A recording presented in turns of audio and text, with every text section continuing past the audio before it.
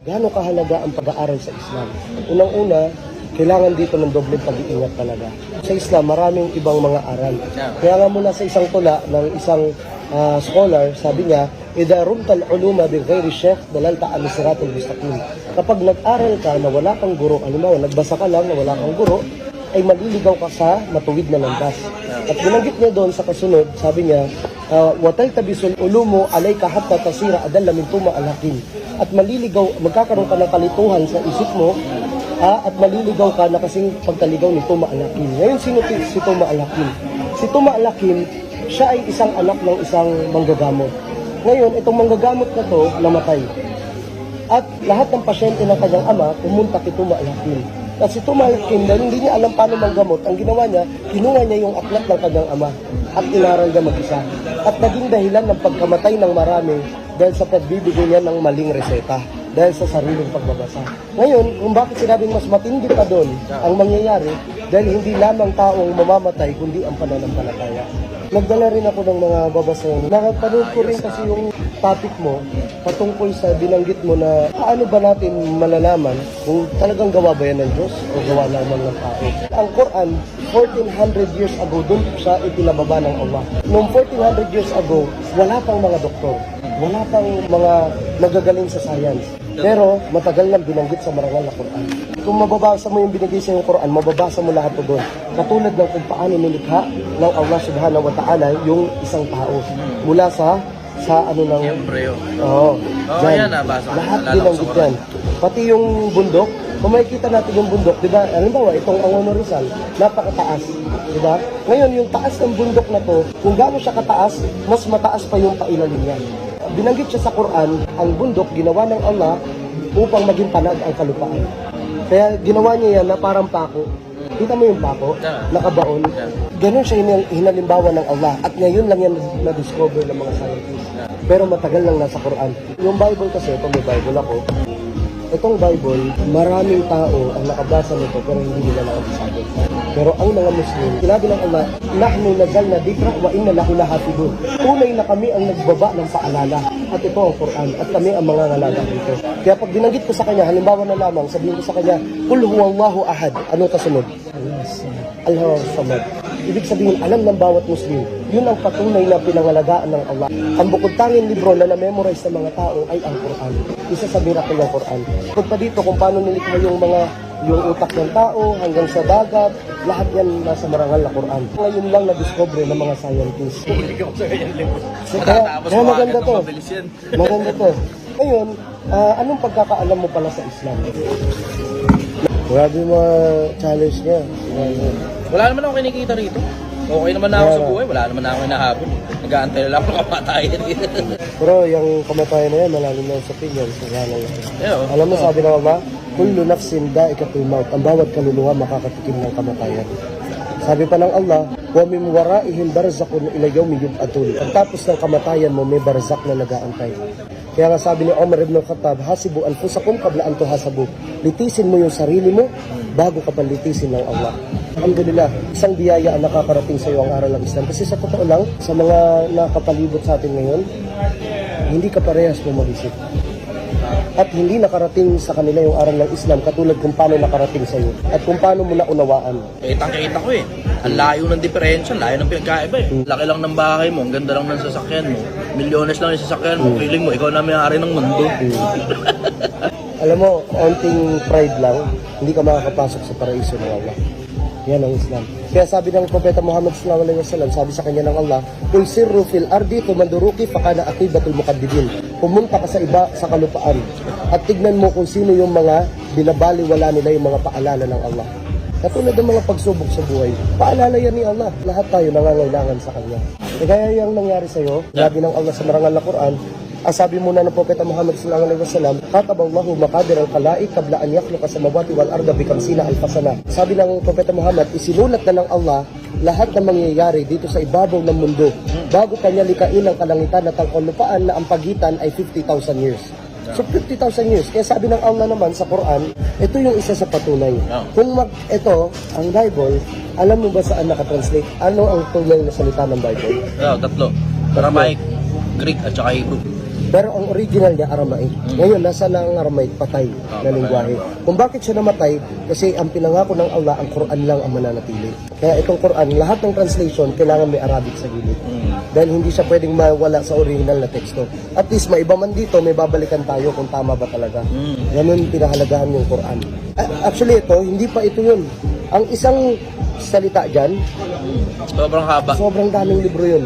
Balikan ko lang, sabi ng Allah, ma asaba min musibatin fil ardi wala fi anfusikum ila fi kitabin min qabli an nabra'aha ila dhalika Allahi yasir. Ano man ang dumating sa iyong sakuna sa ibabaw ng mundo, isipin mo palagi matagal na itong tinakda ng Allah. Kaya sakto yung sabi mo eh. Kasi sabi ng Allah sa kasunod doon, likay latasaw ala mapatakum wala tafrahu bima atakum. Sabi niya, huwag kang malungkot.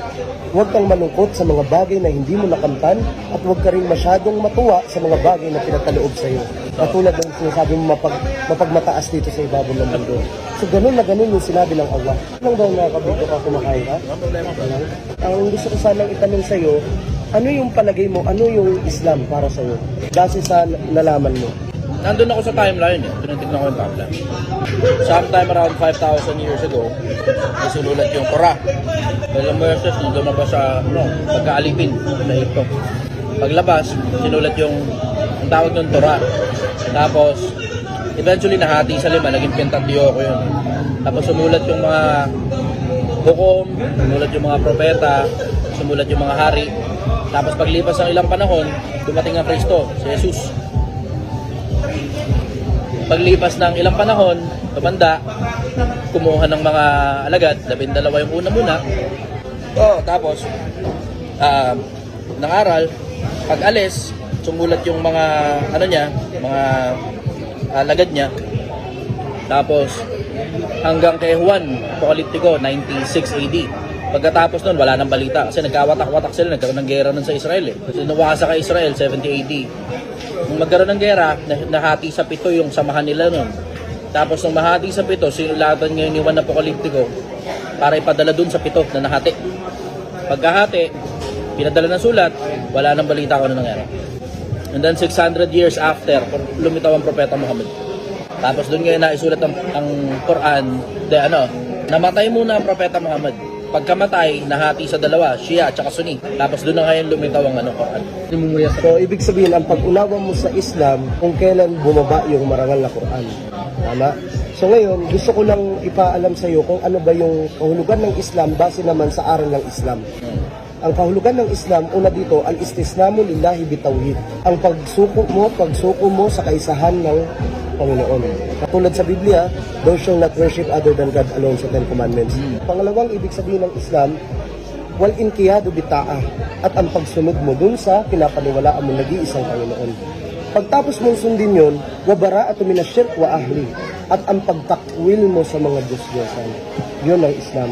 At naniniwala ka ba na ikaw, mula pa nung pinanganak ka, Muslim ka? Yun nga sabi nila mula kay Adam. Mula kay Adam. Bakit? Balikan natin yung sinabi ko, al-istislamu lillahi bitawhid. Ang pagsuko sa kaisahan ng Diyos. Ngayon, kung tatanungin tayo, lahat ng religion, iglesia, born again, baptist, lahat yan registered sa sect. Islam lang ang hindi. Bakit? Kasi nga, yung Islam, matagal nang nag-exist. Dahil mula pa lang kay Adam, may pagsuko na. Yun ang Islam. So, yung Islam, pagsuko, yung Muslim, yung sumuko.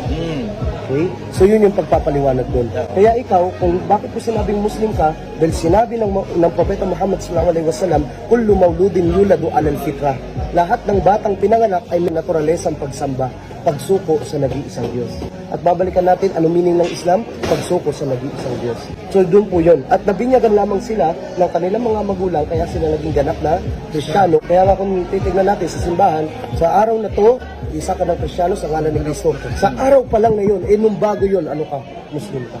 Kaya nga ang mga Muslim, ang mga Christian, pag nagmu-Muslim, tawag sa kanila balik Islam. Dahil bumalik sila sa unang reliyon. Alam ko, medyo common na tong aral sa'yo, pero reminders lang. Sabi ng Allah, وَذَكِّرْ فَإِنَّ ذِكْرَ تَنْفَعُ الْمُؤْمِنِينَ. Ang pagpapaalala nakakabuti sa may pananampalataya.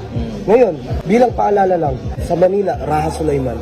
Sa Visayas, Dato Puti. Sa Mindanao, Sultan Kudarat. Lapu-Lapu, lahat yan ay mga Muslim. Yun Lahat yan ay mga nga ang balita ko. So ngayon, Bago dumating ang bago dumating ang mga Kastila. Yung O yung Manila, halimbawa yung Manila. Raho Mabon. Ang Manila, galing sa salitang Fi Manila. Ibig sabihin ng Fi Manila sa pangangalaga ni Allah. Yan ang ibig sabihin. Kaya nga yung Bulkan Taal. Ibig sabihin ng Taal, halika eh. Arabic, Taal. Taal ya ate. Halika rito. Ibig sabihin, lahat tayo talaga dito Muslim. Kaso lang, nabinyagan tayo sa iba't ibang reliyon. Kaya kung babalik ka sa tunay mong reliyon, hindi mo inalisan, bagkus binalikan mo na. Anong halimbawa ko? Birheng Maria, naka-veil. Ganun din ang mga Muslim. At nakalagay yan sa Biblia. Natakpan mo yung ulo sapagkat kayo ay pag-aari ng iyong asawa.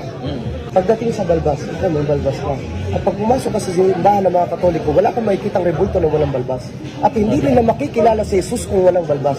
At nakalagay sa Biblia, huwag mong gupitan ng pabilugang yung ulo, ni huwag mong sirain ang dulo ng yung balbas. Kaya nga, inahamon namin ang mga Kristiyano. Kasi bilang pagpapatunay, sino ang totoo? Kasi bakit? Ang hamon namin sa kanila, pag napatunayan nyo na sinabi ni Jesus na siya ay Diyos, magkikristiyan kami. Ilang years na, brother, wala talaga. Kaya maraming nagmumuslim. Si Mike Tyson, nagmuslim. Si Kyrie Irving, nagmuslim. At hindi mga birong tao ang mga nagmuslim. Robin Padilla, nagmuslim. Arnold Schwarzenegger, ngayon pa lang, binabalita, nagmuslim. So sino tayo para tanggihan ng katotohanan kung tanggap na ng puso mo? Sabi nga ng mga scholars sa Islam, tanggapin mo ang katotohanan kahit laban sa sarili mo. Tanggapin mo ang katotohanan kahit laban sa paligid mo. Tanggapin mo ang katotohanan kahit laban sa nakasanayan mo. Dahil yun ang katotohanan. Kung tunay kang naghahanap ng katotohanan. So para sa akin, isang malaking biyaya na sa amin. Dahil ang sa amin lang pagpaparating. At nasa iyo ang desisyon. Sabi ng Allah, hindi niya babaguhin ang isang tao, diban kung baguhin niya ang kanyang sarili. So yun lang yun. Sa palagay ko, brother, nasa sa iyo na ang Islam. Niniwala ka naman, di ba, na may nag-iisang Diyos. Yung nag-iisang Diyos niya si Allah. Bakit si Allah? Paano ko papatunayan si Allah? Kasi yun yung binanggit ni Jesus nung pinako siya. Sa crucifixion, yung pelikula, ano sabi niya? Eli, Eli, lama sabachthani. Eloi, Elohim. Di ba? Allah sa Arabic. Kaya nga yung Bible sa Saudi, yung God nila doon, Allah pa rin ang nakalagay. Alam niyo kung bakit pinaniwalaan ng mga Kristiyano na sa Jesus ay Diyos? Bigyan kita ng mga dahilan. Nakamulat ng bulag, nakabuhay ng patay. Pero kung yun ang dahilan natin, si Solomon nakausap yung mga hayop. Si Moises nahati yung dagat. So hindi basihan ng kapangyarihan. Yung stick niya naging ahas. So hindi basihan. Okay, so tapos na yon. Hindi basihan ang kapangyarihan dahil nagmumula yan sa Panginoon. Kasunod na dahilan kung bakit siya tinawag na Diyos, kahit sa Biblia sugo. Kung bakit siya tinawag na Diyos, kasi bakit wala siyang ama. Ngayon, tanungin kita, saan galing si Eva? Sa lalaki, hindi galing sa babae. Ngayon, saan galing si Adan? Mas matindi yun. Si Adan, walang pinanggalingan, di Diyos din siya. So, ibig sabihin, hindi rin yun basihan. Ngayon, nalaman na natin na lahat ng yun hindi basihan, anong basihan mo na Diyos siya? Yun yung hamon namin. Ngayon, anong basihan mo? Wala sila masasagot. Kahit mismong mga pastor, mga pare, nakaharap ko na. Tinanong ko sa kanila, Trinity, lahat yan. Balik ta rin mo kung Bible, walang Trinity. Walang Trinity. Nag-research din ako doon. Ngayon, may sinabi naman sila, kasi daw, anak ng Diyos.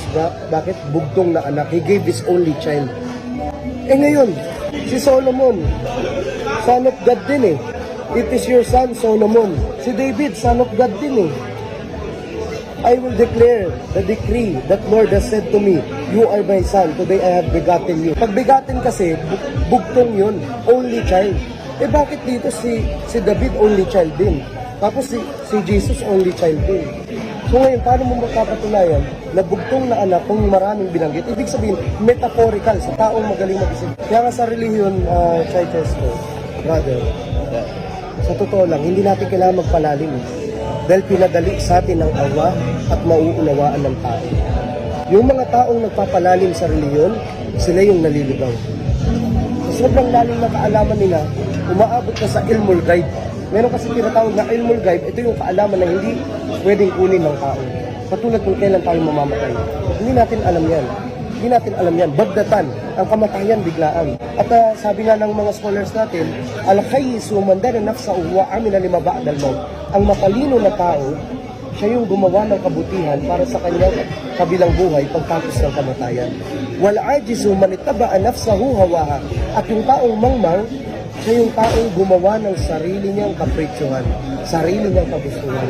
Wataman na Allah, umaasa siya, makakapasok siya sa paraiso, pero hindi siya gumagawa ng ikakapasok niya sa paraiso. Yun yung pinakamangmang na tao. Dahil sa araw ng paghukom, merong alkantara. Narinig mo na ba yun? May alkantara. At pipila lahat ng mga taong nagawan mo ng kawalan ng katarungan.